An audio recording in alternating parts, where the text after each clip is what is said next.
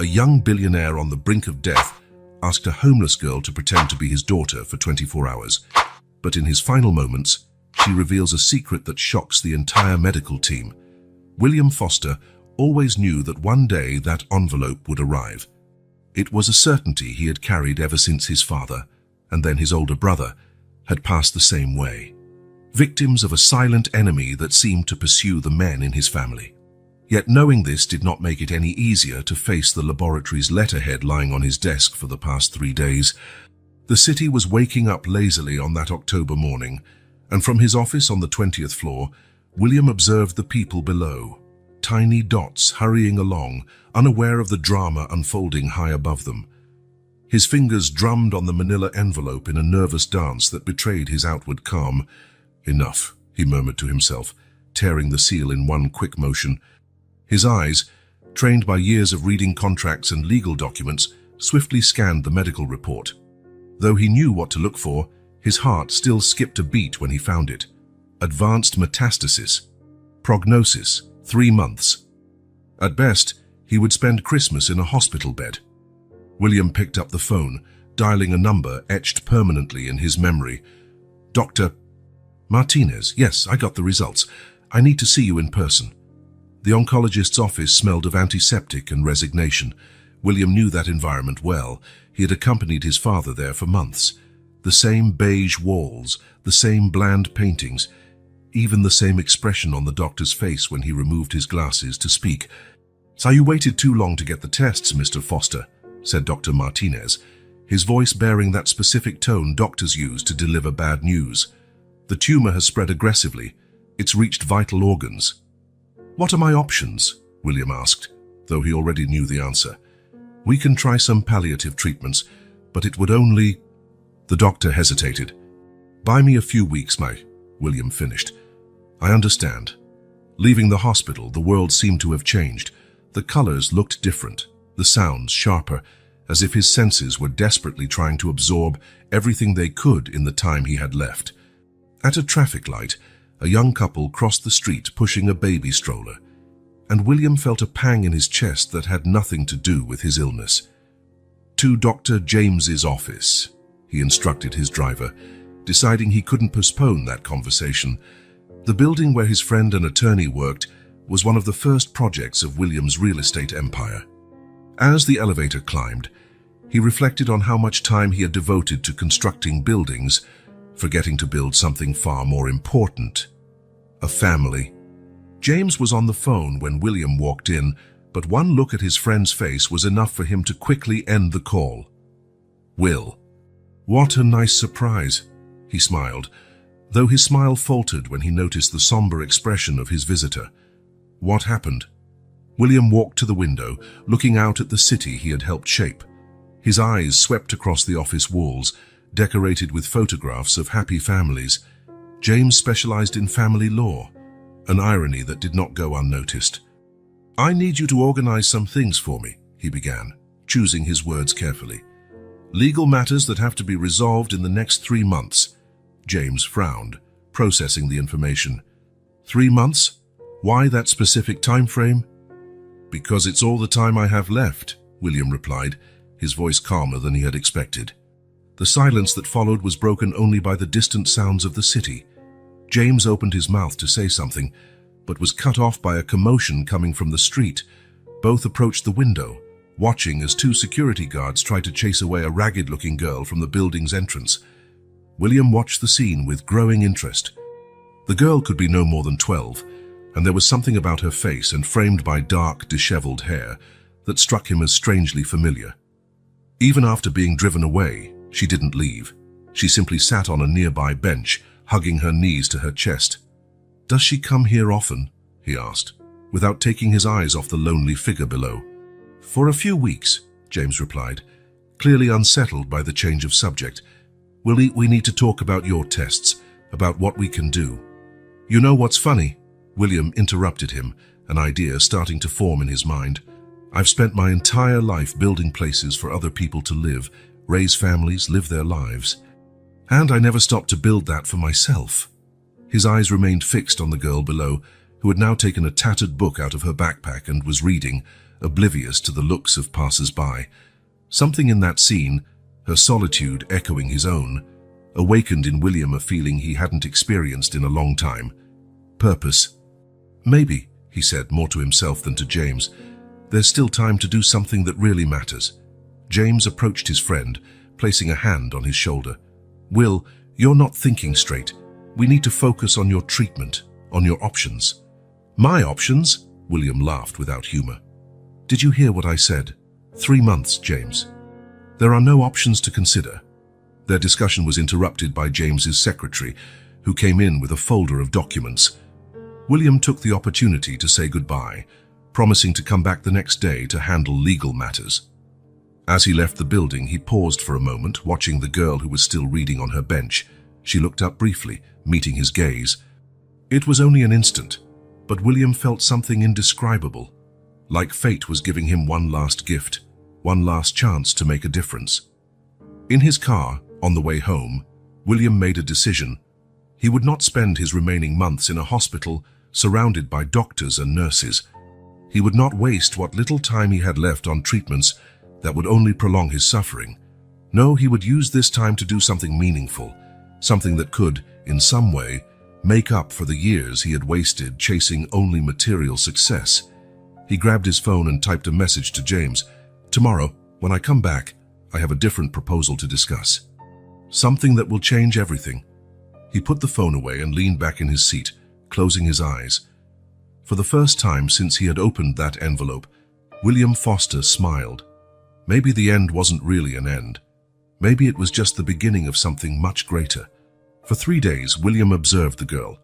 From his office window, he saw how she always arrived around 9 in the morning, carrying a worn-out backpack that seemed to contain all her belongings.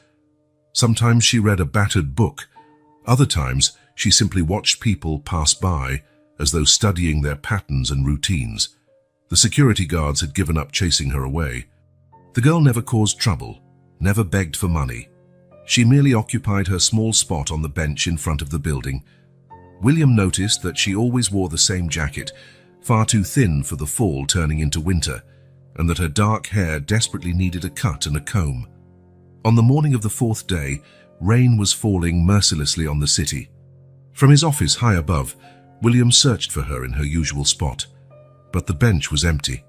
Then he saw her, huddled in the entryway of a closed shop across the street, trying to shield herself from the cold droplets. Something inside him broke. "Cancel all my appointments for today," he instructed his secretary over the intercom. "All of them?" William grabbed his umbrella and went down. In the elevator, his reflection in the mirrored wall made him pause for a moment. His impeccable suit, the expensive watch on his wrist, all the symbols of a life devoted to amassing wealth. And what good had it done? The rain was heavier when he stepped out of the building. He crossed the street with determined strides, approaching the girl who now hugged her knees, shivering with cold. "Hey," he called gently, shielding her with his umbrella. She looked up, startled. Up close, William noticed her deep brown eyes, distrustful but intelligent. There was something familiar in them that tightened his chest. "No need to be afraid," he said, staying back just enough not to frighten her further. "It's too cold to stay out here. How about a hot chocolate?" The girl remained silent, studying him with that penetrating look that seemed to see right through his successful businessman facade. "There's a cafe right on the corner." William pointed to a cozy establishment across the street. "We can sit by the window where everyone can see us. What do you say?" For a moment he thought she would refuse, but then her stomach growled audibly, and a slight blush tinged her pale cheeks. "Why?" she finally asked, her voice firmer than he expected. William considered lying, making up some story about charity or kindness, but something in those eyes demanded honesty. "Because I'm dying," he answered simply, "and because you remind me of someone I knew a long time ago." The girl blinked, surprised by his candor. Slowly, she got up, still keeping a safe distance. "I'm William," he introduced himself, starting to walk toward the cafe. To his relief, she followed. The cafe was warm and inviting, smelling of cinnamon and freshly brewed coffee. William chose a table by the window, fully visible to the passers-by. The girl sat so that she could see both him and the door, a habit that spoke volumes about her life on the streets. "What would you like?" he asked, handing her the menu. She hesitated, her eyes scanning the prices before muttering, "Just hot chocolate." "And a sandwich," William signaled to the waitress. "Actually, bring 2 sandwiches and a side of fries, and hot chocolate for both of us." As they waited, the silence between them was punctuated only by the sound of rain on the window and the soft murmurs of the cafe. "Emily," she said suddenly. "Sorry." "My name, it's Emily." William felt something stir in his chest, not the pain he was getting used to, but something else. Hope, perhaps. "Emily," he repeated, savoring the name. "I have a proposal for you, Emily. And I promise it's going to sound completely crazy." She tilted her head, intrigued, as the waitress arrived with their food. William waited until Emily took her first bite of the sandwich, which she tried, unsuccessfully, to eat slowly and politely before continuing. "How would you like to be my daughter for a day?" Emily stopped chewing, her eyes wide. 24 hours, William continued quickly. "You'd have a room all to yourself, warm clothes, 3 decent meals, and then, if you want to leave, I won't stop you. You can even keep the clothes and anything else you need." "Why me?" Emily asked, her voice barely above a whisper. William looked out the window, watching the rain that kept falling. "Because I'm alone. Because I have a house that's too big and too little time, and because when I look at you, I see a chance to do something right before the end." Emily set down her sandwich, studying him with that intensity that seemed unusual for someone so young. "What if I say no? Then we finish our hot chocolate, you take the other sandwich for later, and we never have to see each other again," he replied honestly. "It's your choice, Emily. It will always be your choice." Emily turned her attention to the hot chocolate, stirring the spoon slowly as she thought.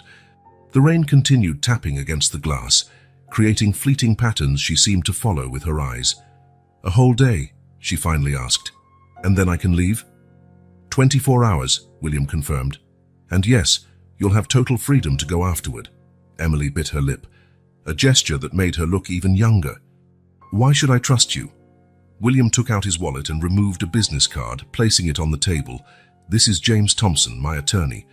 You can call him right now if you want. He'll confirm who I am."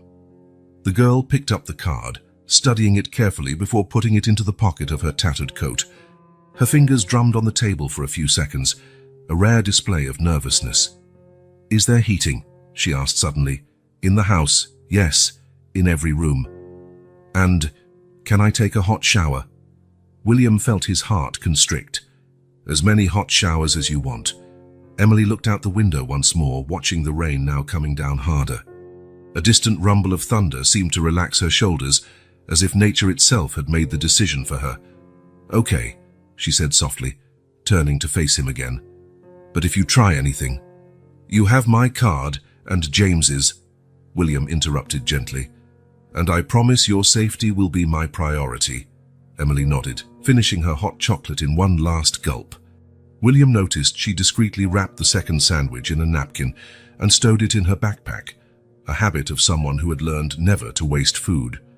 When they left the cafe, the rain had eased to a light drizzle. William waved to his driver, and soon a sleek black car pulled up to the curb. "Last chance to change your mind," he said, opening the car door for Emily.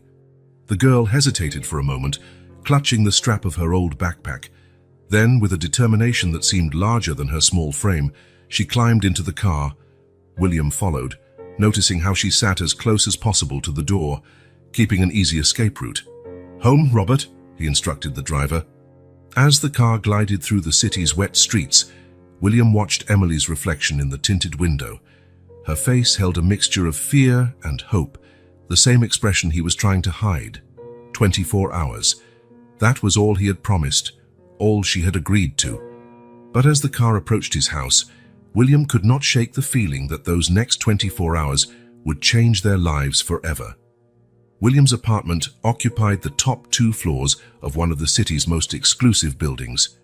When the private elevator opened directly into the living room, Emily stood on the threshold, her eyes scanning the place with a blend of awe and distrust. "You can come in," William said softly. This will be your home for the next 24 hours.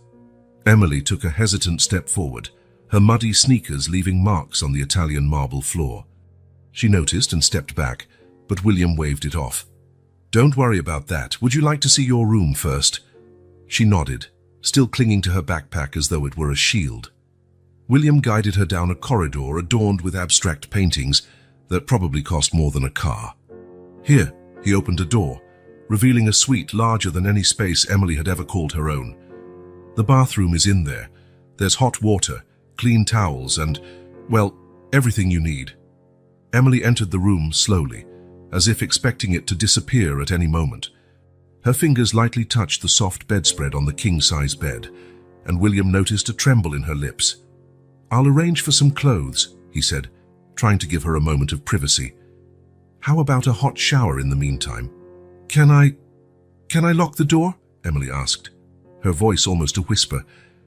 All the doors have locks, William confirmed. And you have complete privacy. I'll be in the living room when you're done.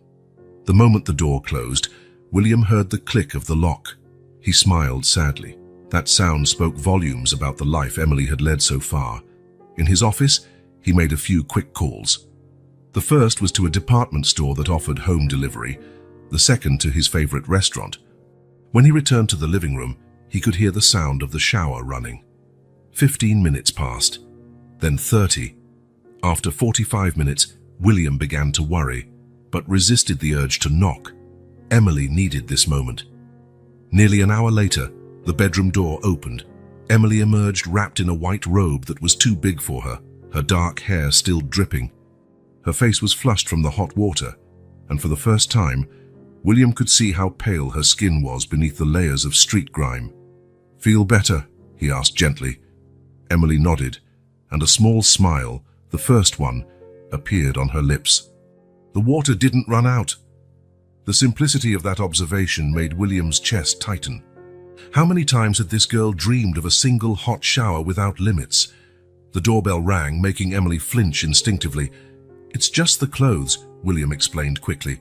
I ordered a few things for you to choose from. Dinner should be here soon, too. A courteous saleswoman entered, pushing a rack with various clothing options. Emily watched in astonishment as the woman arranged everything in her room. Outfits, shoes, even pajamas. You can pick whatever you like, William said when the saleswoman left. Everything there is yours. Emily touched a blue cashmere sweater as if it were made of gold. All of it, he confirmed. I'll let you get dressed. When you're ready, we can have dinner. In the living room, William watched the city lights come on as night fell. The sound of soft footsteps made him turn around. Emily stood there, wearing new jeans and the blue cashmere sweater she'd admired. She had combed her hair, which now fell in dark waves around her shoulders. It's perfect, he smiled. Dinner arrived soon after. A selection of dishes William thought a child might enjoy. Pasta, grilled chicken, potatoes, buttered vegetables.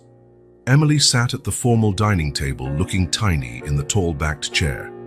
Eat as much as you want, William said, noting how she eyed the abundance of food. And any way you like. Emily needed no further encouragement. She began to eat with a hunger she tried unsuccessfully to hide behind polite gestures. William pretended not to notice when she discreetly stashed a piece of bread in the sleeve of her new cashmere sweater. Tomorrow, he said casually, pouring himself some water, I thought we might go buy a few more things. You'll need a warmer coat for winter. Emily's fork stopped mid-air. But our deal was just for today. And it still is, William assured her. But the clothes are yours no matter what you decide tomorrow. Emily lowered her gaze to her plate, now half-eaten. Why are you doing all this? William considered his response for a moment. Because when I was your age, I promised myself that if I ever had the means, I would help someone the way people helped me. Emily looked up, surprised. You went through hard times too. More than I like to remember, William replied, pushing his plate aside.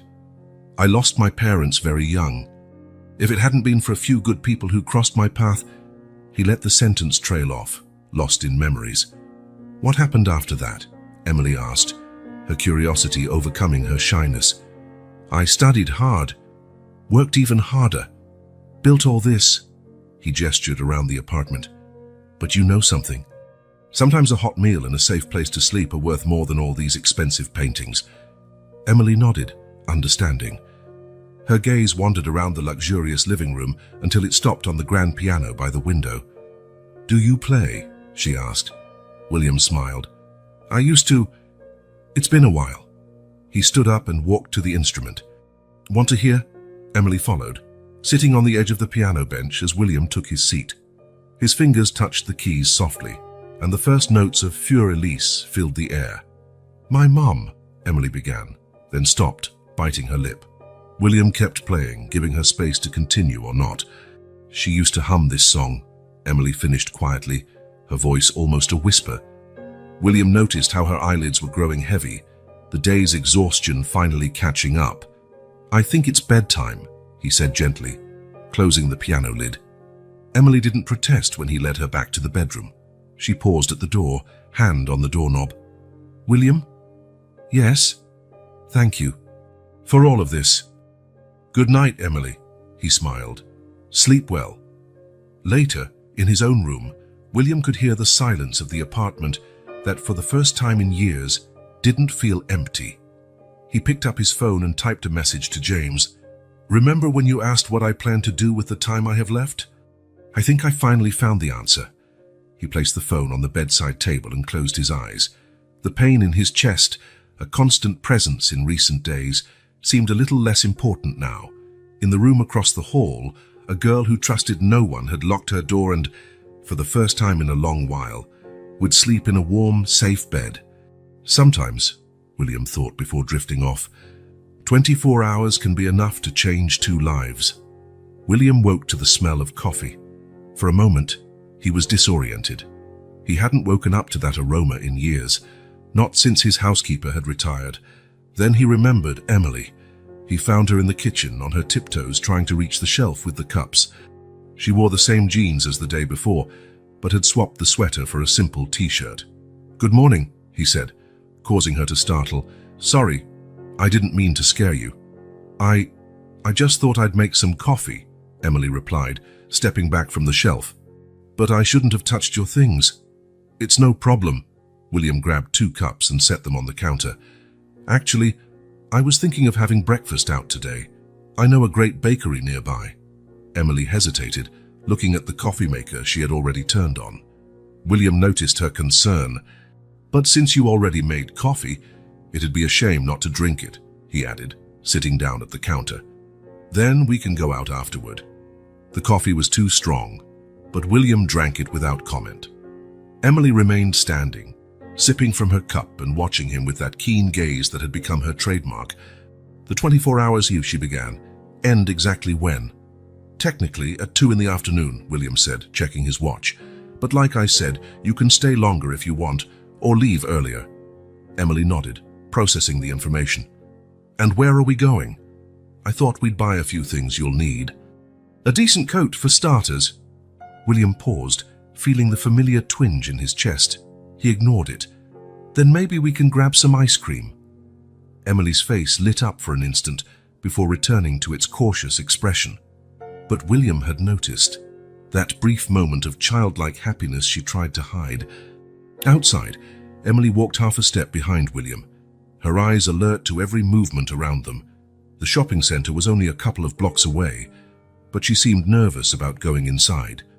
Too loud? William asked, noticing her hesitation. Too many people, she muttered. We could go to a smaller store, he suggested. There's one near here that...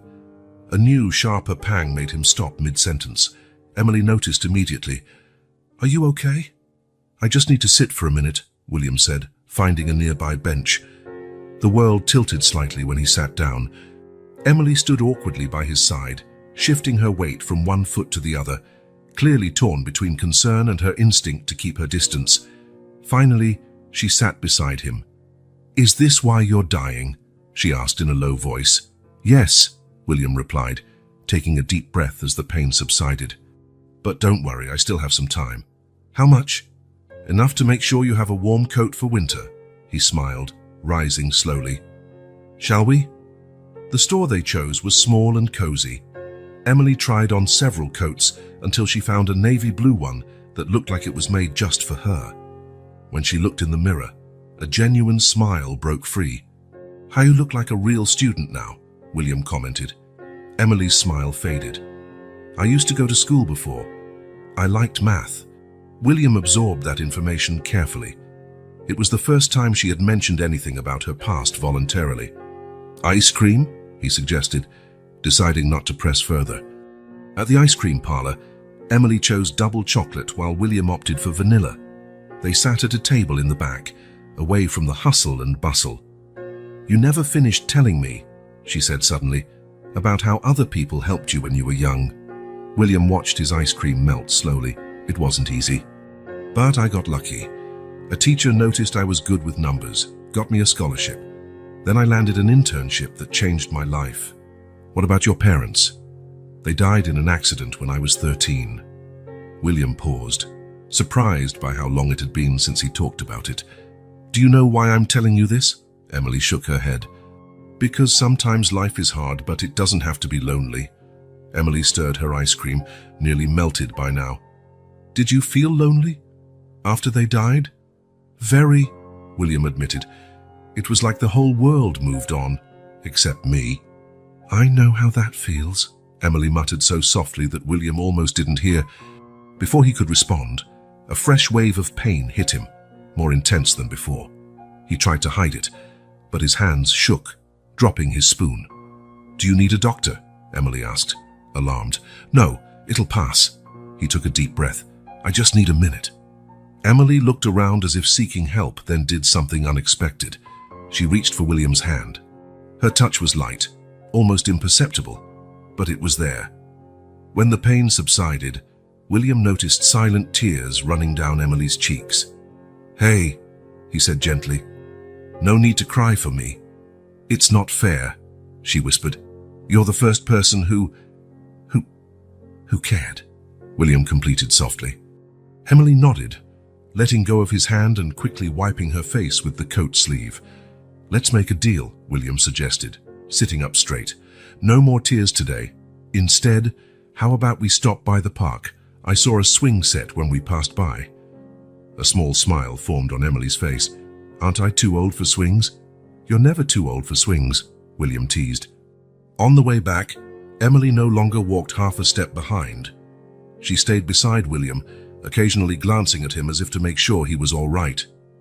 When they reached the park, she actually laughed for the first time, a sound so pure and unexpected that William briefly forgot his pain. The agreed-upon 24 hours were nearly up, but neither of them mentioned it. Something new was in the air, a mutual understanding that went beyond deals and deadlines. Later, back at the apartment, William sent a message to James. "Need to see you tomorrow. I have an important decision to make." Emily decided to take another shower. "Because I can," she explained with a shy smile. William watched her disappear down the hall, carrying one of her new pajamas. The sound of running water soon filled the apartment, accompanied by a soft melody. Emily was humming. For the first time since receiving his diagnosis, William felt that maybe life still had something special in store. Even if his time was short, it might be enough to make a difference for someone. A scream cut through the quiet of the night like a knife. William woke with a start, taking a few seconds to realize where the sound was coming from. Then he heard it again. It was coming from Emily's room. He rushed down the hall, ignoring the pain the sudden movement caused. The door was locked. "Emily!" he called, knocking softly. "Emily, are you all right?" There was no answer, only muffled sobs. William rested his forehead against the door, feeling helpless. "Emily, it's me, William. You're having a nightmare. You're safe here." The crying subsided a bit. After a few moments that felt like forever, William heard the lock click. He opened the door slowly. Emily was curled up on the corner of the bed, hugging her knees. Her face was streaked with tears, her hair tangled from restless sleep. "May I come in?" William asked softly. She nodded, still trembling. William sat on the edge of the bed, keeping some distance. "Do you want to talk about it?" Emily shook her head no, then paused as if changing her mind. "It was about the orphanage," she whispered. William waited, letting her continue in her own time. Sometimes, she went on, her voice so low he had to lean in to hear, when the kids cried at night, they would lock us in the dark basement. The anger William felt was so intense, he had to breathe deeply to control it. How long did they keep you there? In the basement or the orphanage? She asked. Both. Emily picked at a loose thread on the blanket, winding it around her finger. In the basement. The longest was a whole night. In the orphanage. She hesitated. For as long as I can remember, but I ran away 6 months ago. And before the orphanage? William asked gently. Emily's face closed off. I don't want to talk about that. That's okay, he assured her. How about some hot chocolate? She nodded, following him to the kitchen like a small shadow. William prepared 2 mugs while Emily sat at the counter, her bare feet swinging without reaching the floor. You know, William began while the milk heated, when I was a kid after my parents died, I had nightmares too. What did you do? I learned to play piano, he smiled, pouring the chocolate. Music helped push the fears away. Emily blew on her drink, thinking, my mom, and she used to sing to me. It was the second time she'd mentioned her mother. William noticed how her eyes grew distant when she spoke of her. What songs did she sing? I don't really remember, Emily answered too quickly. It was a long time ago. William sensed the lie but didn't comment. Instead, he picked up his mug and walked over to the piano. Emily followed after a moment's hesitation. Want to learn a simple tune, he offered.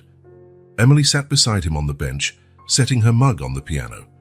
William showed her how to position her fingers, teaching her the basic notes of Ode to Joy.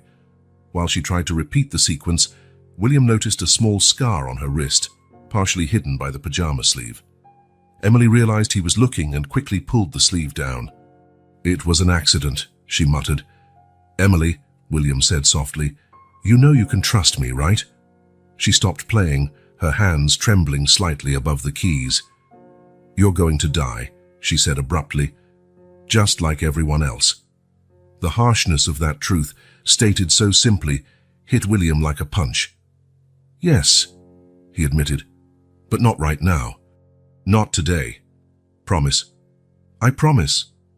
William played a few soft notes, and I also promise that, for as long as I'm here, I'll do my best to protect you. Emily looked at him, her eyes glistening with tears she refused to let fall. Why? Because sometimes people come into our lives exactly when we need them, William replied. I needed to find you as much as you needed to find me. Emily pondered his words, her fingers idly pressing random keys on the piano. At the orphanage, she began hesitantly, there was a lady who sometimes brought us cookies. She was the only nice person there. What happened to her? She stopped coming. Like everyone else. Emily shrugged, trying to appear indifferent, but William could see the hurt in her eyes. That's why I ran away. I got tired of people leaving. William felt the weight of those words. He would leave too, sooner than he wanted. But maybe he could do something different before that. Emily, he said gently, can I ask you something about your mother? She tensed immediately. I don't want to talk about her. All right, William relented. But if you ever do want to, I'll be here to listen. Emily yawned, the adrenaline from the nightmare wearing off. William noticed the dark circles under her eyes. Think you can go back to sleep? She bit her lip, clearly uneasy. What if the nightmare comes back? How about leaving a light on? I can play the piano softly until you fall asleep. Emily considered the offer. Could you play that piece from yesterday, the one my mum... She stopped, realizing she had revealed more than intended. For Elise, William smiled kindly. Of course. Back in her room, Emily tucked herself under the covers while William turned on the bedside lamp. The gentle notes of the piano drifted down the hall, creating a bubble of peace in the otherwise tumultuous night. Later, after making sure Emily was sound asleep, William returned to his own room. He picked up his phone and sent another message to James. I need you to look into an orphanage, and also I need more information on a woman named Anne. I'll explain tomorrow. Lying in bed, William could feel the familiar pain in his chest, but something stronger now, purpose. Maybe he couldn't change his fate, but he still had time to change Emily's. In the silence of the night, their shared secrets hovered like musical notes left hanging, waiting for the right moment to be revealed. Emily woke up late the next morning, the sun already high. William had left a note in the kitchen. "I went to take care of some things. Be back soon. There are pancakes in the oven." After breakfast, she began exploring the apartment more thoroughly. In William's office, a bookshelf packed with books caught her attention. Among volumes on economics and architecture, she found an old photo album. Meanwhile, in James's office, William discussed his plans. "Are you sure about this, Will?" James asked, concerned. "It's a huge responsibility." "Yes, I'm sure, but I need you to investigate a few things first." William's phone buzzed, a message from the housekeeper telling him Emily was going through the office. He wrapped up the conversation with James and headed home. He found Emily sitting on the office couch, an old photo album in her lap. His heart skipped a beat when he saw which page was open. Anne. The flashback hit him like a wave. 6 years earlier. "It can't be that bad," William laughed, trying to make Anne taste the risotto he had prepared. "You burned the rice, Will," she protested, her brown eyes gleaming with amusement. "How does someone burn rice?" He pulled her closer, kissing her neck. "We can order Chinese."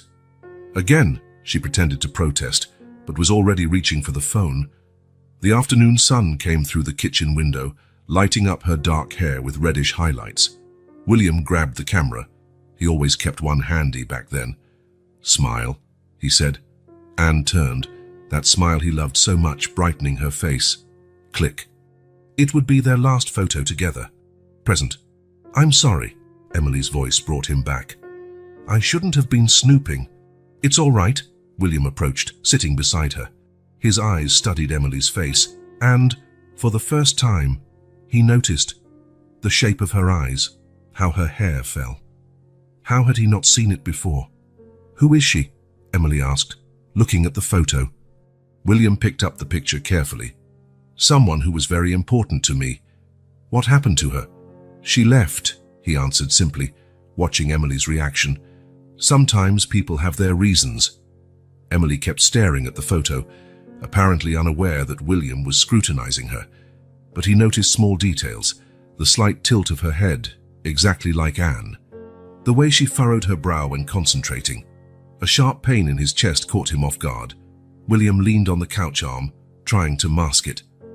"Are you okay?" Emily asked, worried. "I just need my meds," he managed. "Top drawer." While Emily rushed to get the medication, William looked at the photo again. It couldn't be a coincidence. The timing, the similarities. He grabbed his phone and typed a message to James.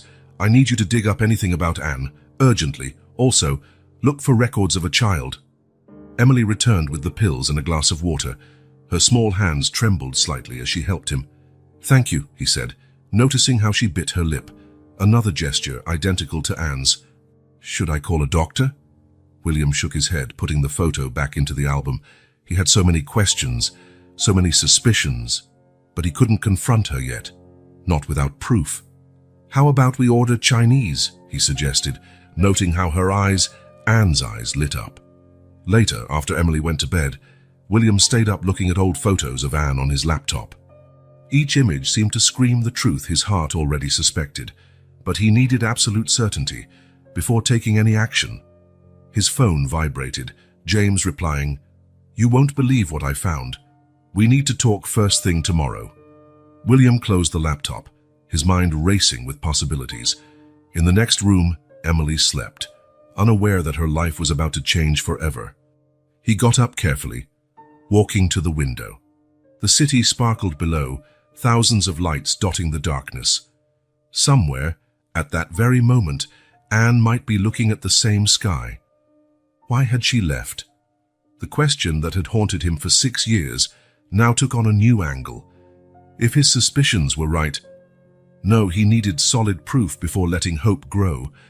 A sound from Emily's room caught his attention. He approached silently, finding her tossing and turning, murmuring in her sleep.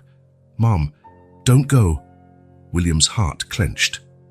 Through the crack of the door, he watched her profile against the soft glow of the lamp.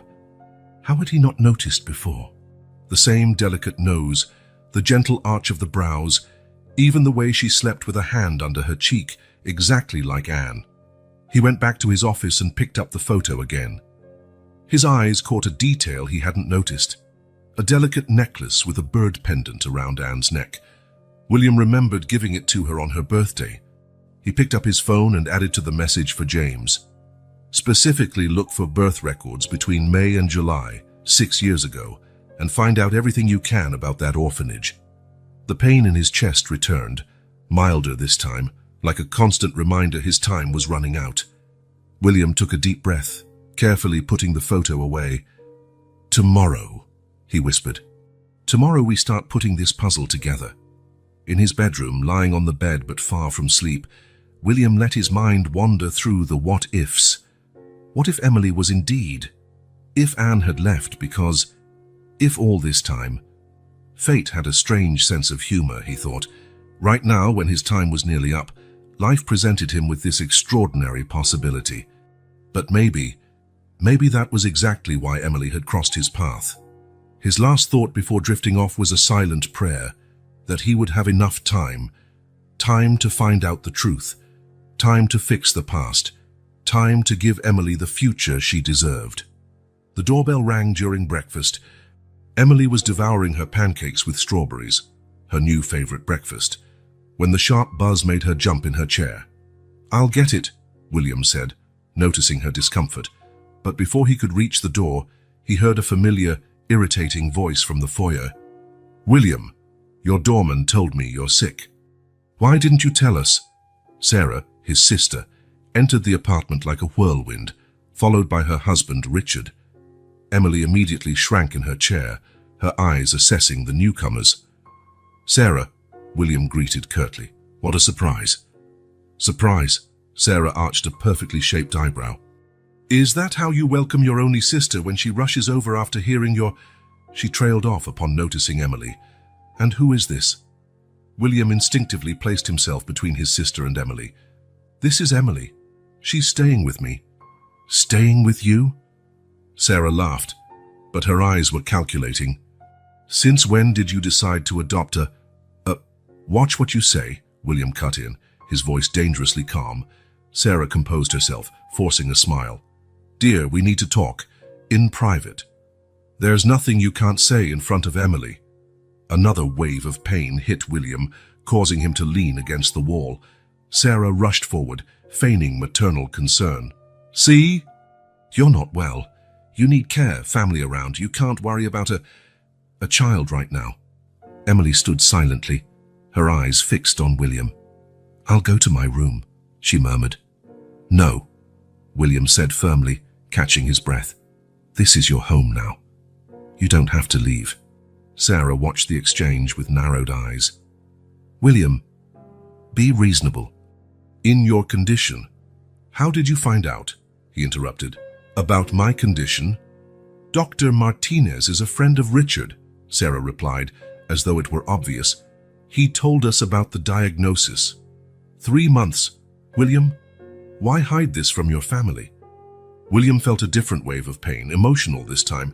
Had Dr. Martinez violated patient confidentiality? Or had Richard snooped around his records? "Maybe," he said calmly, "because I knew exactly how you'd react." "How dare you?" Sarah placed a hand on her chest, offended. "We're your family. We're worried about you, about your interests." "My interests?" William laughed without humor. "Or my inheritance?" Richard, who had remained silent, took a step forward. "Now, William, that's not fair. Sarah just wants to help. And you have to admit, making big decisions at a time like this, such as bringing a stranger into your home." "Emily is not a stranger," William snapped, "and my decisions have never been clearer." Sarah cast a calculating glance at Emily, who watched in silence. "How much is she charging you?" "We can settle this quietly." Emily went pale. William felt his blood boil. "Get out," he ordered. "William, now!" His shout was followed by a violent coughing fit. William staggered, and this time it was Emily who rushed to help him. Sarah watched the scene with a mix of disdain and calculation. "This isn't over, little brother," she said, grabbing her purse. You're clearly not in a position to make decisions. We'll handle this properly." After Sarah and Richard left, a heavy silence filled the apartment. William was still coughing, supported by Emily, who guided him to the couch. "Your meds," she said, running to fetch them. When she returned, William noticed her hands trembling slightly. "Emily," he called gently, "come here." She perched on the edge of the couch, tense. "I don't want to cause trouble." "You're not causing any trouble," William reassured her. "They are the—" Another wave of coughing cut him off. Emily quickly offered him water. "I need to call James," he managed between sips. "Right now." Emily handed him the phone. William typed quickly. "Sarah found out. We need to speed things up. Come as soon as you can." "They're going to make me leave?"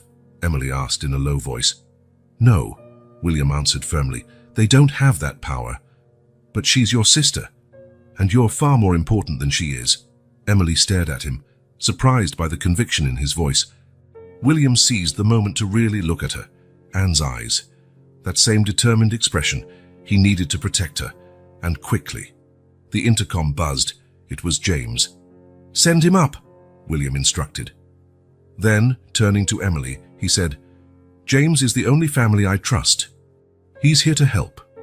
While they waited, Emily moved a bit closer on the couch, a subtle but telling gesture of the trust she was choosing to place in him. "William," she asked hesitantly, "what did your sister mean by handle it properly?" "Nothing you need to worry about," he reassured her, though his mind was already racing with possibilities. Sarah never gave up easily, especially when money was involved. James arrived minutes later, carrying a thick folder. His face was serious. "We need to talk," he said, looking pointedly at William. "About a lot of things." William nodded, understanding what went unsaid. The discoveries about Anne would have to wait. They first needed to defend against Sarah. "Emily," William said gently, "could you give us a minute?" She stood, still hesitant. At the doorway, she turned back. "You promise?" she asked, her voice small. "Promise I won't have to leave?"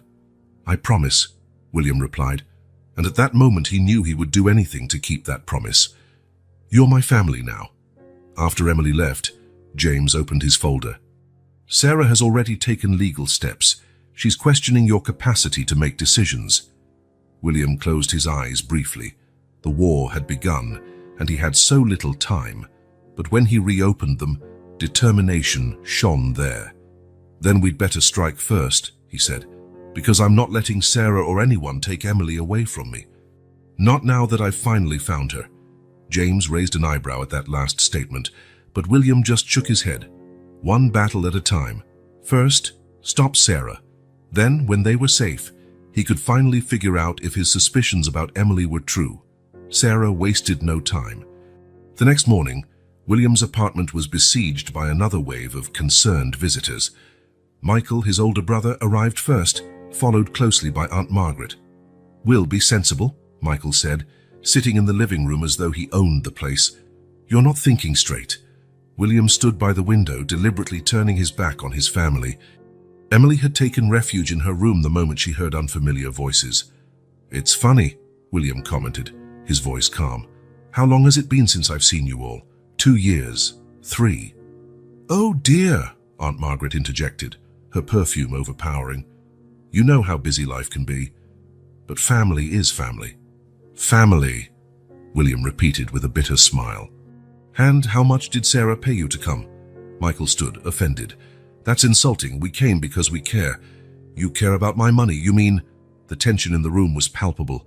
Sarah, who had been strategically silent, finally spoke. "Will, we only want what's best for you. This girl, she came out of nowhere. How can you trust her?" William turned to face his sister. "And how can I trust any of you?" At that moment, a sound came from the hallway. Emily was there, pale but resolute. "Can I get you some water?" she offered politely. William's heart swelled with pride. Even frightened, Emily was trying to show she wasn't what they assumed. "No, dear, thank you," Aunt Margaret replied with fake sweetness. "But since you're here, why don't you tell us about yourself, about your family?" Emily froze. William stepped forward, but another voice interrupted. "I think that's enough interrogation for one day." James stood at the door, folder in hand. William hadn't noticed his arrival. "Oh, the attorney," Michael sneered. "Always defending the wrong interests." "The only interests I defend are my clients," James replied calmly, placing his folder on the table. "And since you're all here, you can see this." He pulled out some documents. "This is a court order preventing any interference in William's personal affairs. And this," he produced another paper, "is a medical report attesting to his full mental capacity."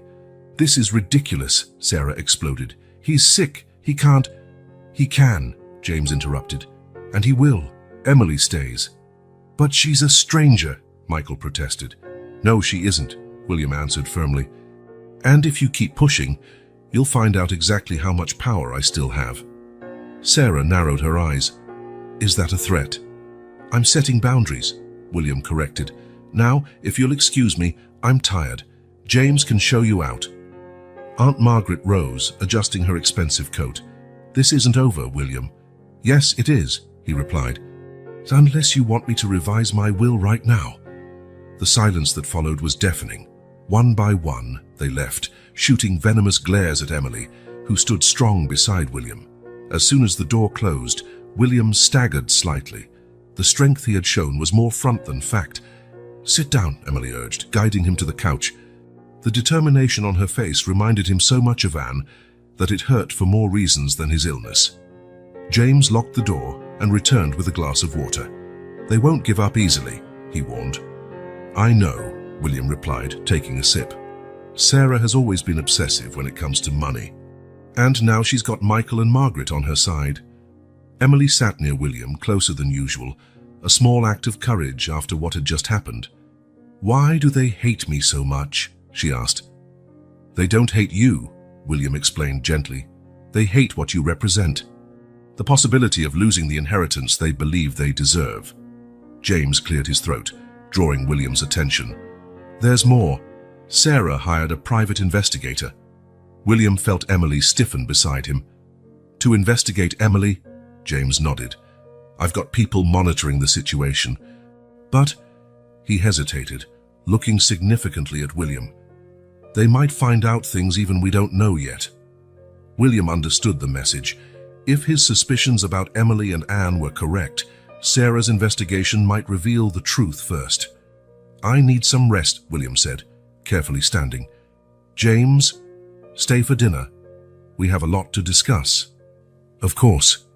"Actually," James opened his folder again, "I brought some documents we need to review about Emily's guardianship." Emily, who had been helping William stand, froze. "Guardianship. Just a precaution," William reassured her, "to make sure no one can take you away from here." Tears glistened in Emily's eyes, but she held them back quickly. William could see she was still fighting against hope, afraid it would all vanish any moment. "I'll make some tea," she murmured, escaping to the kitchen.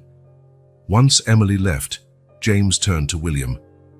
"What I found out about Anne, you need to see it soon." "Not today," William replied, glancing toward Emily in the kitchen. "First, we need to ensure Sarah can't interfere. Then, there might not be time then, Will. There will be," William said with more conviction than he felt. "There has to be." That night, after James left and Emily went to her room, William stayed up reviewing the guardianship documents. Each line was a promise of protection, each clause a guarantee that Emily would have a secure future. In his bedroom, he took Anne's photo from the drawer. "What did you do?" he whispered to the smiling image. "Why did you hide this secret?" The answer, he knew, was close. But now there was a race, against time, against his family, against his own weakening body. William put the photo away and closed his eyes. In the next room, he could hear Emily shifting in her sleep. The sound comforted him, reminding him what was at stake. Tomorrow, he decided. Tomorrow he would begin digging into the truth about Anne. But today, his only concern was keeping Emily safe. One step at a time, one battle at a time. James arrived at the apartment early the next day, carrying an even thicker folder. Emily was at school, a decision William had made right after securing her provisional guardianship, and the apartment was quiet. "I found her," James said without preamble as soon as he sat down. William, who had been gazing at the city through the window, turned slowly. Anne? Not exactly. James opened his folder. I found her records. William, she passed away 2 years ago. The world seemed to stop. William leaned against the wall, his legs weakening. How? Cancer, James replied softly. The same type you have now. William closed his eyes. The same cancer. The same genetic curse that had taken his father, his brother, and now... There's more, James went on, hesitantly. In her final months, she tried to contact you. What? William opened his eyes, shocked. What do you mean? James pulled some papers from the folder, letters, all returned. Apparently, Sarah intercepted them. Sarah? The anger in his voice was palpable. My own sister. She claimed she was protecting you, James explained, though his tone made clear his opinion on that. But Will, there's something even more important. He slid a document across the table, a birth certificate. Emily Ann Foster, William read aloud, his heart nearly stopping. Date of birth 9 months after Anne left. She was pregnant when she left, James confirmed. And there's more. The address of the orphanage where Emily stayed. It's the same place Anne spent her final days. William sank into a chair. All the pieces started to fit. The similarities, the gestures, that sense of familiarity from the first moment. Why didn't she tell me? He whispered. Maybe this will explain, James said, handing him a yellowed envelope. It's her last letter. Sarah didn't manage to intercept this one. With trembling hands, William opened the envelope. Anne's handwriting, though weaker than before, was still unmistakable. My dear Will, by the time you read this, I will probably be gone. The doctor says I don't have much time, and there are so many things that need to be said. Emily is your daughter. Our daughter. I know I should have told you sooner, but when I found out I was pregnant, I also found out about the disease. The same cancer that took your father and brother was growing inside me. I couldn't sentence you to go through all that again. To watch someone you love waste away slowly. I thought I was protecting you. What a fool I was. Emily is extraordinary. Will. She has your eyes, your determination, and she inherited the best of both of us. I tried to find you when I learned my time was nearly over, but my letters kept coming back. Now I know why. Please, if there's still time, find our girl. Give her the love I couldn't. The letter ended abruptly. William realized his own tears were staining the paper. Where is she buried? He asked in a hoarse voice. St. Mary's Cemetery, James answered.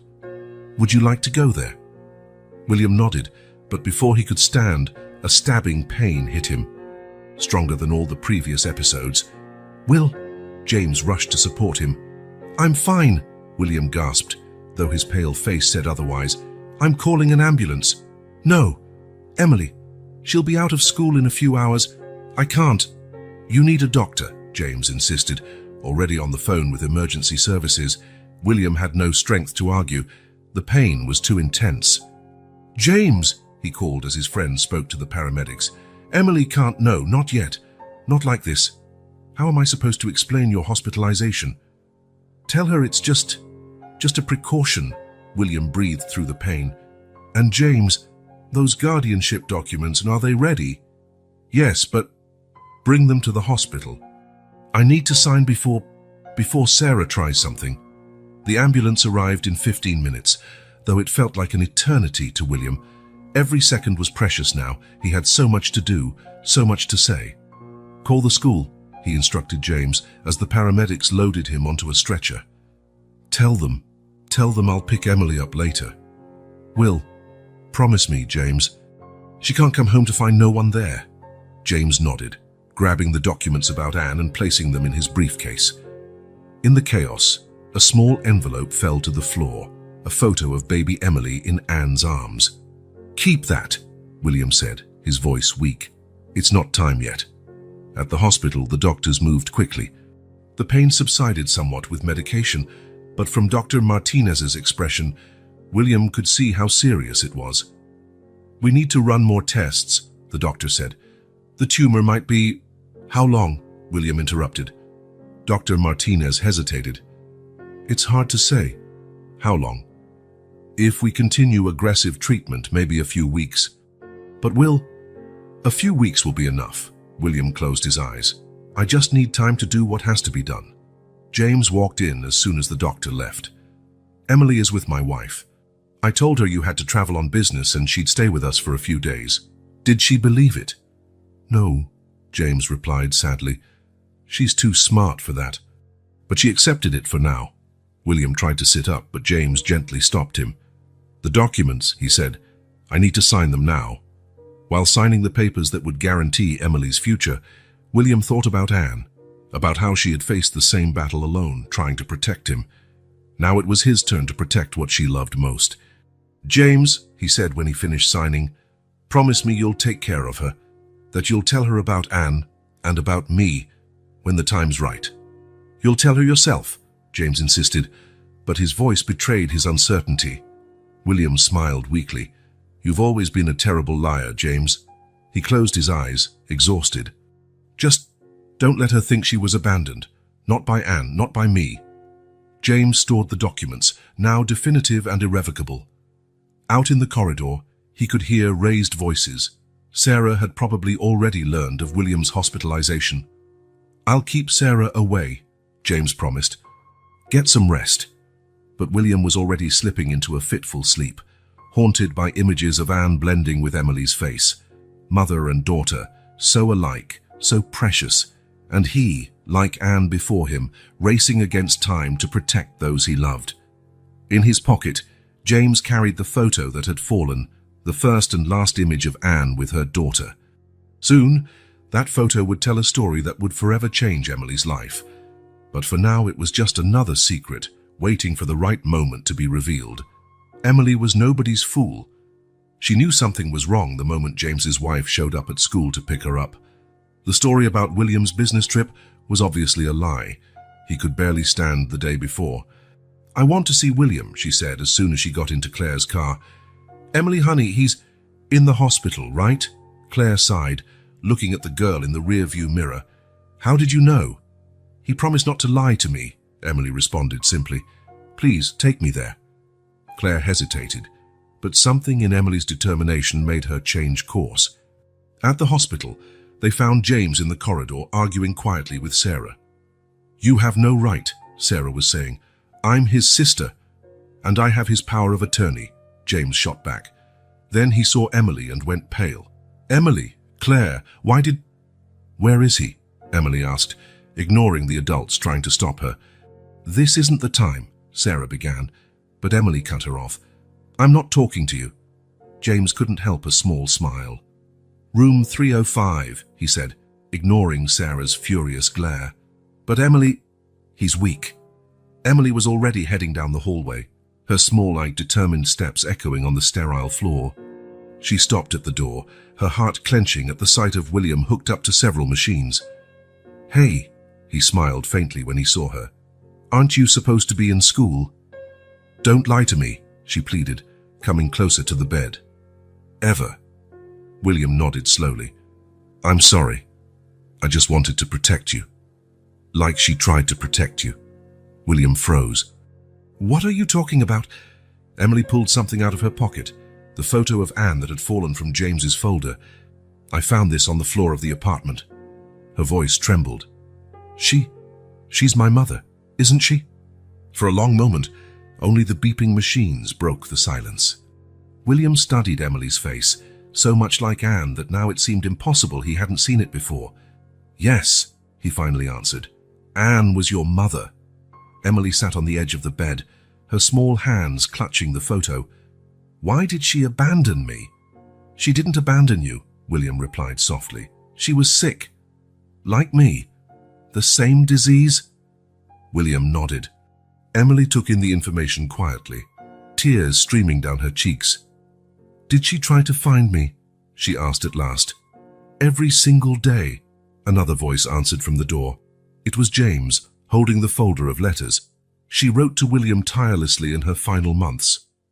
But I never got the letters, William said, giving James a meaningful look. Sarah, Emily guessed. It wasn't a question. James stepped forward, placing the folder on the bedside table. There's something you need to see, he said gently. With trembling hands, Emily opened the folder. Inside were dozens of letters, all in the same delicate handwriting. She began reading the first one, her voice breaking. "My dear Emily, 5/24. Today you turned 5. I wonder how you must be. If you still have my eyes like when you were a baby. If you inherited your father's smile." William held Emily's hand as she read. James discreetly left the room, closing the door to give them privacy. "She loved me," Emily whispered, hugging the letters. "All this time, I thought." "She loved you more than anything," William affirmed. "So much that she did the same thing I tried to do. She wanted to protect you from the pain of watching someone you love go." Emily lifted her tear-streaked eyes. "How was she? Please, tell me." William smiled, shifting in bed with effort. "She was incredible, stubborn, like you. She loved hot chocolate with a dash of cinnamon, had a laugh that could light up any room, and—" He paused, reminiscing. "And she played piano. For Elise was her favorite. The song you played for me," Emily realized, finally understanding. "Yes. When I first saw you, something about you reminded me so much of her, but I couldn't pinpoint what. But I'm like you too," she said softly. William felt tears in his own eyes. "Yes, you are." Voices rose in the corridor again. Sarah was arguing with someone. "She's not going to separate us, is she?" Emily asked, alarmed. "No," William promised, squeezing her hand. "James already took care of everything. You're safe now, forever." Emily leaned her head on William's shoulder, still clutching Anne's letters. "Tell me more about her, please." And there, in the hospital room, between the sounds of machines and distant voices, William began to tell their story. He spoke of how he met Anne, of her dreams, her hopes. He spoke until his voice was hoarse, until Emily fell asleep, her head resting lightly on his shoulder. James found them like that an hour later, Emily asleep, still holding her mother's letters, and William watching her sleep with a serene smile despite his pain. "The test results came in," James said quietly. William nodded but didn't take his eyes off Emily. "Later," he murmured. "Right now, I just want this moment." And in that instant, as he watched his daughter sleep, William felt a peace he hadn't known in years. Anne had succeeded. Her last letter had finally reached its destination. And now, even if his time was short, he would do everything possible to complete the story she had begun. The DNA test results arrived on a grey autumn morning. William had been in the hospital for a week, his condition alternating between stable and worrying. Emily refused to leave his side, except when Claire took her home to sleep. James entered the room holding an official envelope, his expression unreadable. "Emily," he said gently, "can we have a minute?" The girl, who had been reading beside William's bed, hesitated. "It's okay," William assured her. "Just some boring documents." Emily agreed reluctantly, but stopped at the door. "Promise you won't lie to me again?" "I promise," William replied. "Come back in 10 minutes." As soon as she left, James opened the envelope. It arrived earlier than expected. William tried to sit up, ignoring the constant pain. And 99.9% compatibility, James read. "There's no doubt, Will.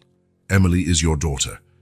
Even though he already knew in his heart, the scientific confirmation hit William like a wave. Silent tears ran down his face. "There's more," James continued. "I got the full records from the orphanage. Anne spent her last months there, volunteering. She was close to Emily the whole time, even though the girl didn't know." "Why didn't she tell me?" William asked, more to himself than to James.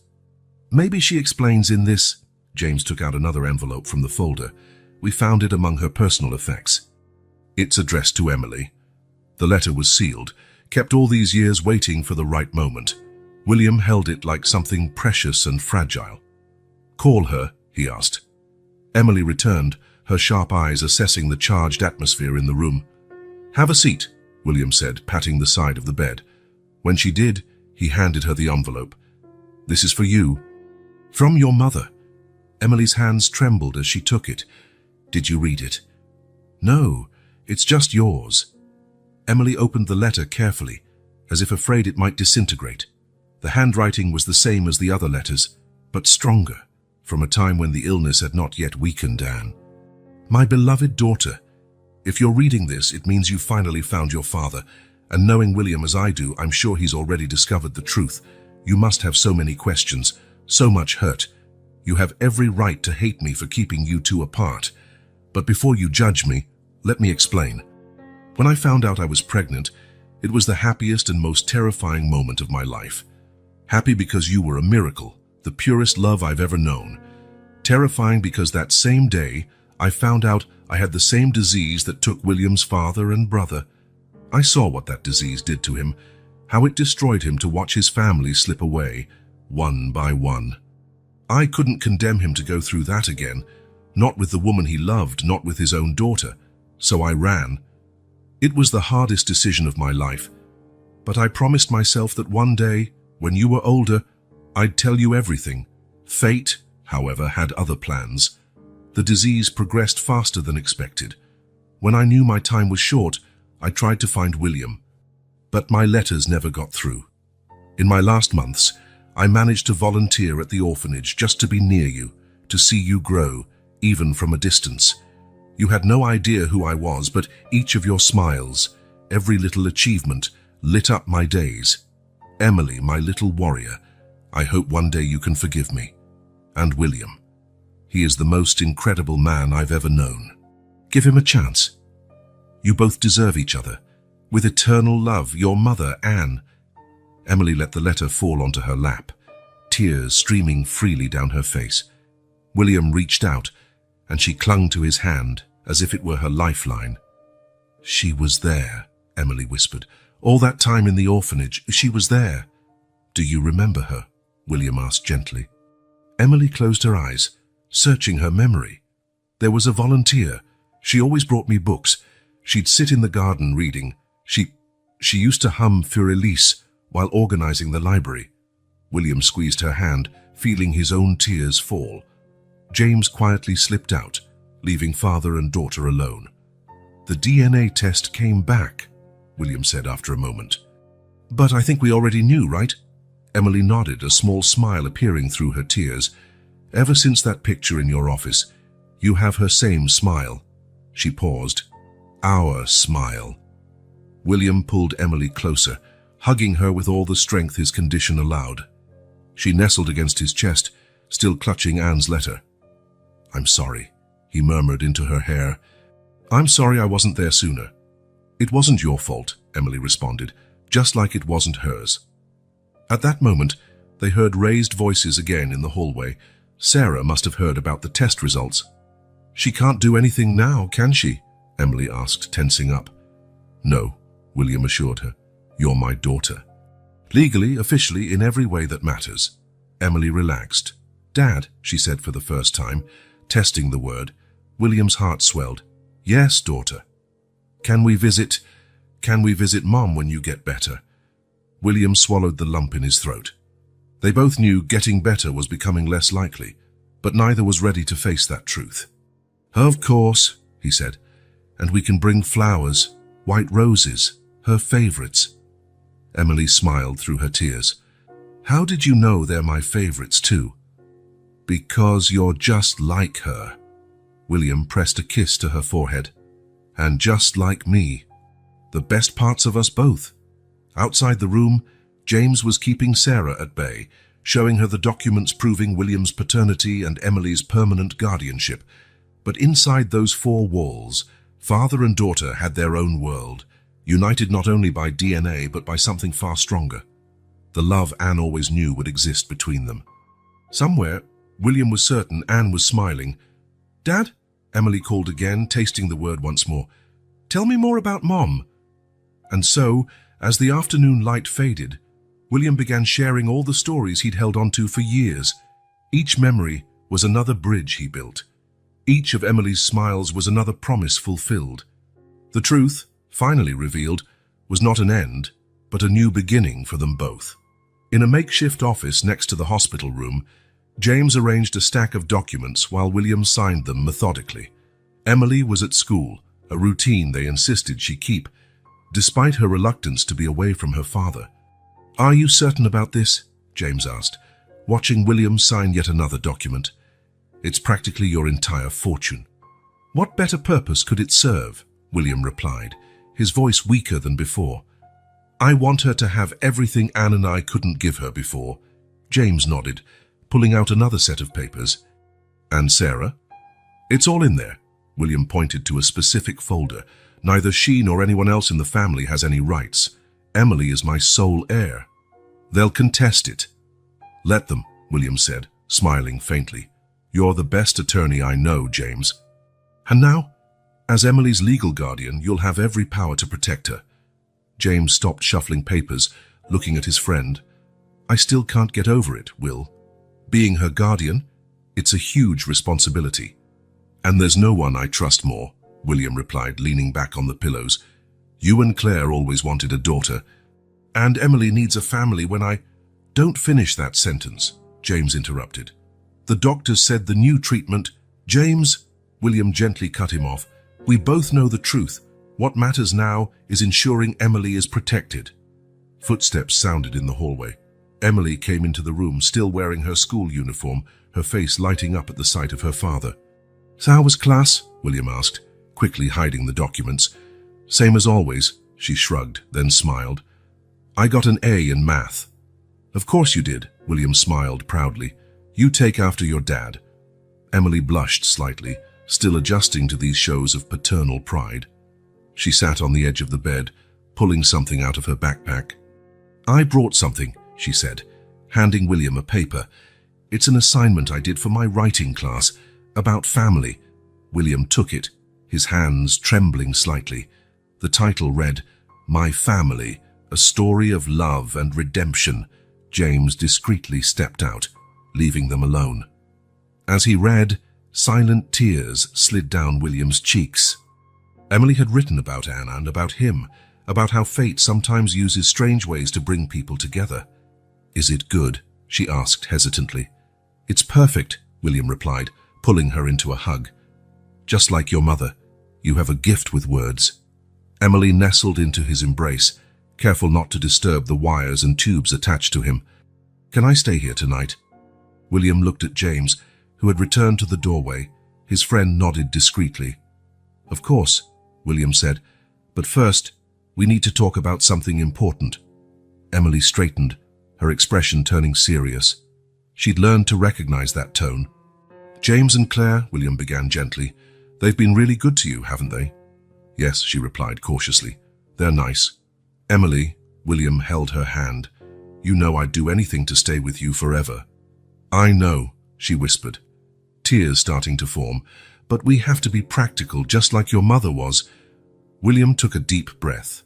James and Claire will be your legal guardians. They'll take care of you, give you all the love and support you deserve. I don't want other parents, Emily declared, her voice wavering. You won't have other parents, William assured her. You already have parents, Anne and me. James and Claire will just be an extension of our family. Like Anne planned for me to be for you. Emily was silent for a long moment, processing.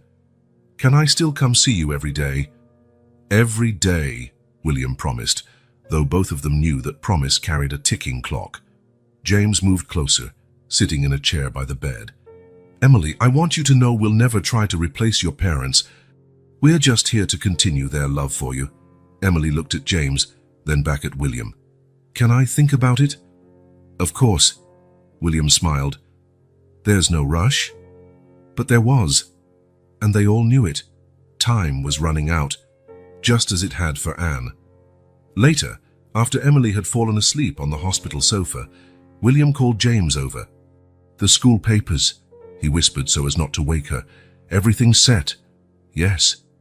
The scholarship is guaranteed through college, and the fund you created will cover all extra expenses. William watched his daughter sleep. She looked so small, and yet so strong. Take care of her, James. Don't let her feel alone again. I promise, James replied, his voice thick with emotion. She'll always know how loved she is. By all of us. In her sleep, Emily murmured something that sounded like Dad.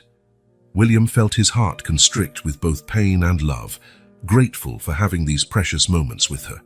You know, he said quietly to James, Anne was right. Sometimes we have to let go to protect the ones we love, but she forgot one thing. What's that? That love finds its way back, always. On the couch, Emily smiled in her sleep, as if agreeing, and William knew then that he had done everything right. His daughter was protected, loved, and carried the best of both him and Anne. It was all he could wish for. Fall was nearly over when William's condition took a drastic turn for the worse. Golden leaves drifted past the hospital window, while inside, Emily refused to leave her father's side. "You need to go home and rest," William insisted, his voice weaker than before. "No," Emily said firmly, adjusting the blanket over his legs for the 10th time. "I promised I wouldn't leave you alone." William smiled faintly, recognizing in her the same stubbornness Anne had always displayed. The past few weeks had changed Emily. There was a maturity in her eyes that went beyond her 12 years.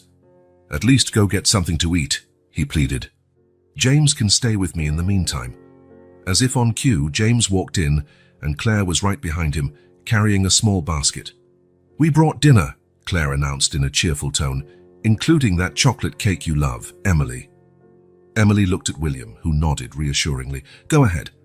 15 minutes. When Emily left with Claire, James took the chair beside the bed. "Did the doctors come by earlier?" "Yes," William replied, breathing more heavily. "They didn't have to say much, I know."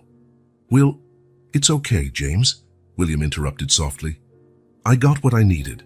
I had time to meet her, to love her, to make her understand she was never alone." James took an envelope from his jacket pocket. "I finished sorting out the last changes you requested. The college fund? Guaranteed. The apartment goes to her when she turns 18. Until then, Claire and I will manage it." William nodded, satisfied. "And Sarah? She hasn't been able to overturn any of your decisions." The judge was very clear. "Emily is your sole heir, and Claire and I are her permanent legal guardians." A flicker of a smile passed over William's tired face. "You're a good friend, James. The best anyone could have." "Stop," James pleaded, his voice unsteady. "Don't talk like I'm saying goodbye," William finished gently. "But that's exactly what I'm doing. And I need you to promise me a few things." James took a deep breath, trying to control his emotions. "Whatever you want. First, take care of her.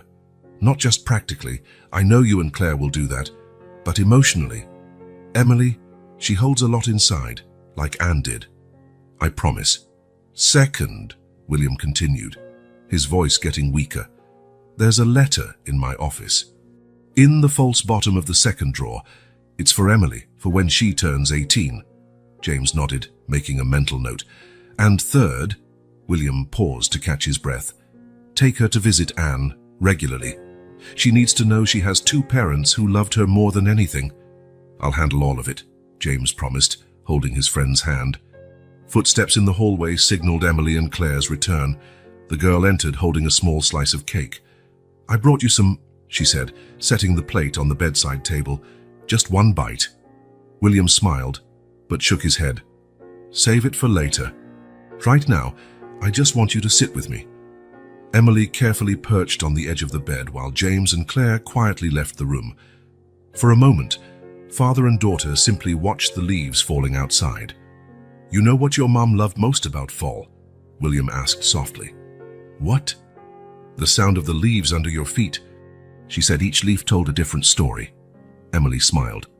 "What story are these leaves telling?" "Ours," William answered, his gaze lost in memories. "The story of how a family can be lost and then found again, of how love survives time, distance, everything." "Dad?" Emily's voice trembled slightly. "Yes, sweetie." "I'm scared." William squeezed her hand, summoning the strength he needed for what he had to say. "I was scared once, too. When your mom left, I thought I'd never be happy again. But then you appeared, and I realized love doesn't end. It only changes shape." "How?" "I'll always be with you, Emily. Not like I am now, but in every big moment of your life. When you graduate, when you chase your dreams, whenever you need strength, I'll be there, along with your mom, watching over you." Tears rolled down Emily's cheeks. "Promise." "I promise," William whispered, fighting against the exhaustion consuming him. And will you promise me something? Anything. Be happy.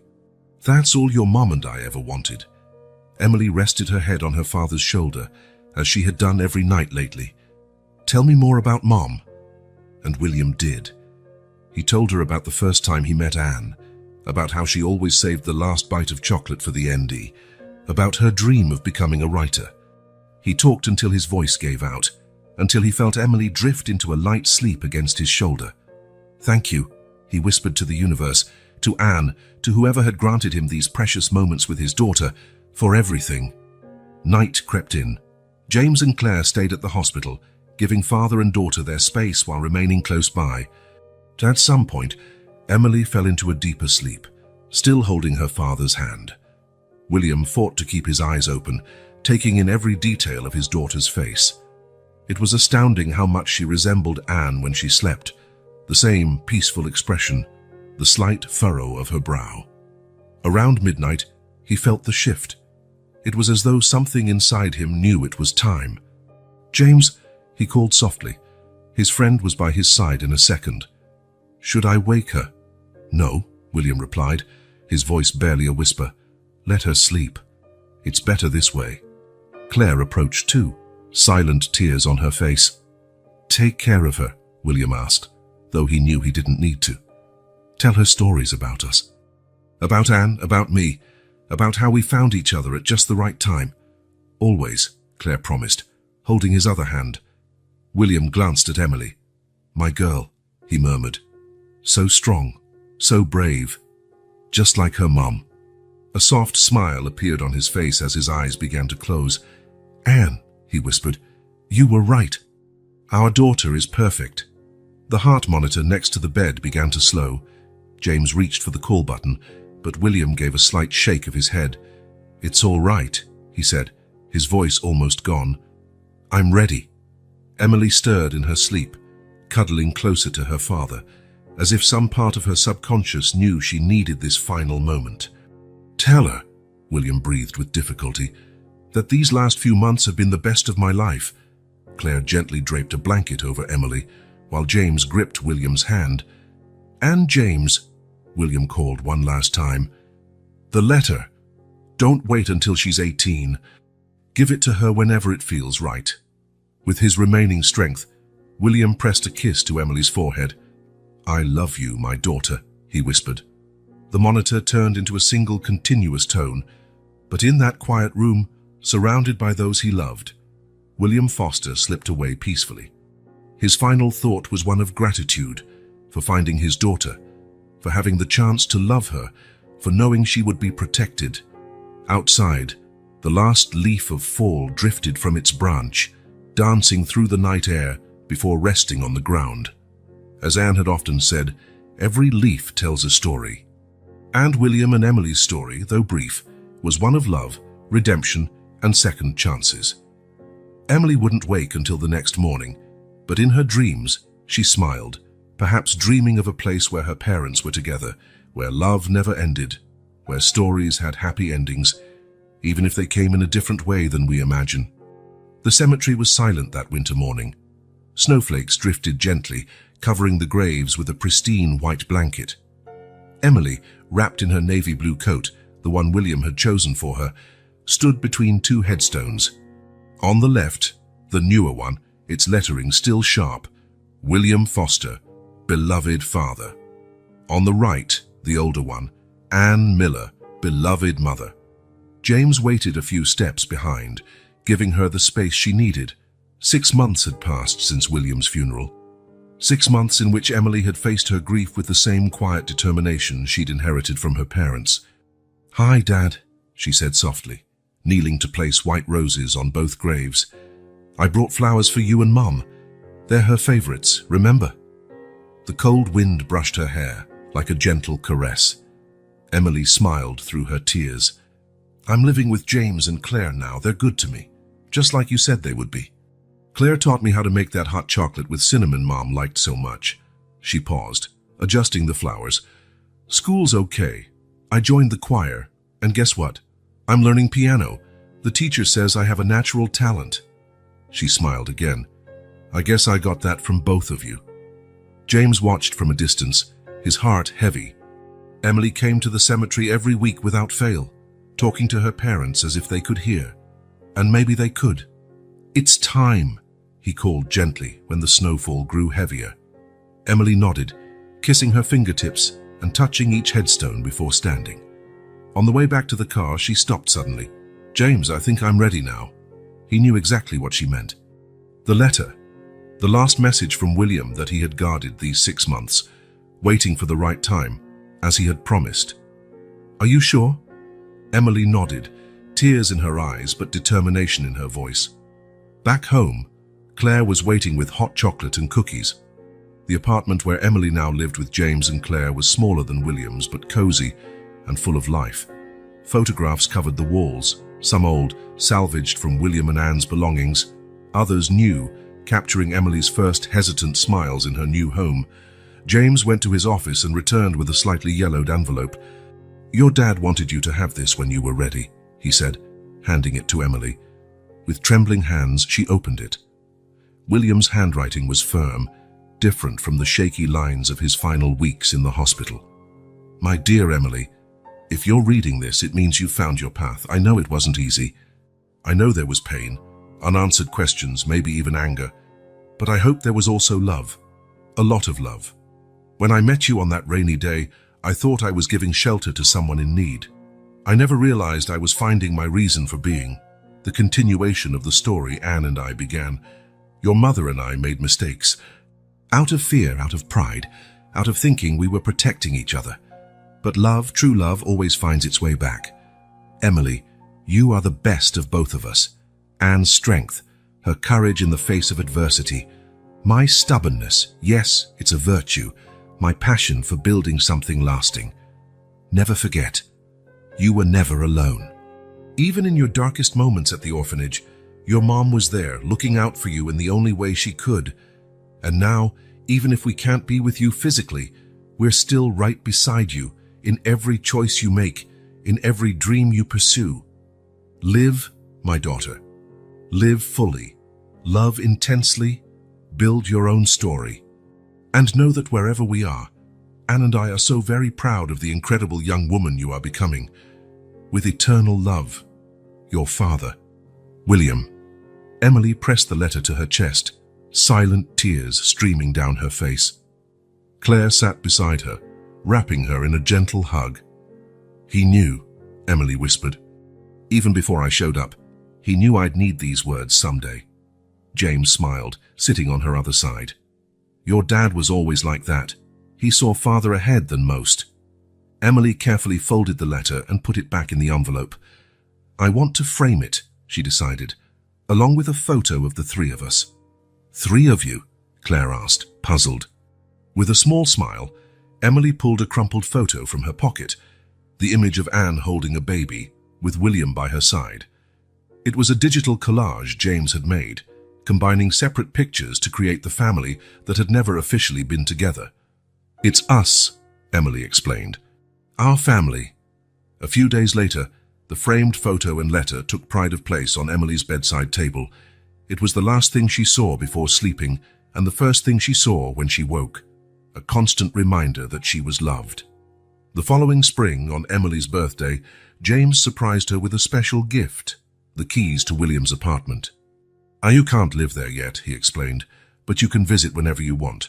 It's your home too." Emily spent hours wandering through the rooms, touching objects her father had touched, sensing his presence everywhere. On the piano, she found sheet music annotated by William, songs he had planned to teach her. In her bedroom at James and Claire's place, now a teenager's room, Emily made a little corner dedicated to her parents. There, besides the photo and the letter, she kept small treasures: Anne's bird pendant, found among her possessions, William's favorite pen, the worn book Anne had once read to her at the orphanage, without Emily knowing she was her mother. At school, Emily excelled not just in math, like her father, but also in literature, her mother's passion. Her teachers noted an unusual maturity in her, a grasp of life beyond her years. "Where does this wisdom come from?" one literature teacher asked her. Emily smiled. "From stories I've been told. Stories of love, loss, and new beginnings. One sunny afternoon, 5 years after William's passing, Emily sat at the piano in the large, still empty apartment that would one day be hers. Her fingers glided over the keys, playing Für Elise, the piece that connected 3 generations. James, who had come with her, watched from the doorway. You know, she said without stopping her playing, sometimes I feel like they're here. Not in a sad or spooky way, just here. They are, James agreed.